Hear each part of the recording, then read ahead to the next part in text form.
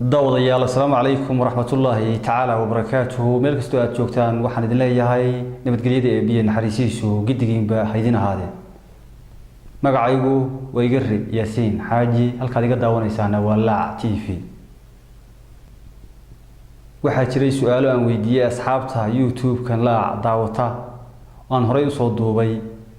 YouTube kan aan soo galiyay intii daawatay su'aalo bay soo weydiiyeen iyagoo raadinaya jawaabtii muuqaalkaas aniguna waxaan jeclaystay inaan ka jawaabo oo hadii abid maayo aan sheego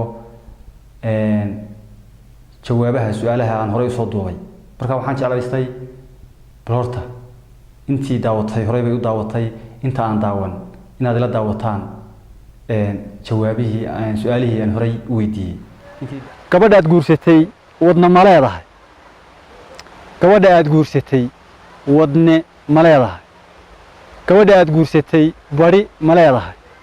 gabadha aad guursatay kaliyo ma leedahay buu weydiiyay jawaabihii baa laga sugay aan filayaa wiil baa guursaday meeshuu ku guursanayo abtiyaashii baa joogay may deganayn reerku isagu uu ka dhashay ama jifida uu ka soo jeedo ama qabiilka uu ku abtirsado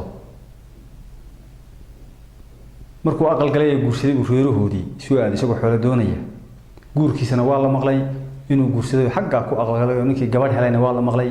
waa la soo dhaweeyay waa la sooriyay markii la sooriyay baa isaga aabihii baa soo reystay aabihii wuxuu ku yiri su'aalaha darkiisii buu weydiiyay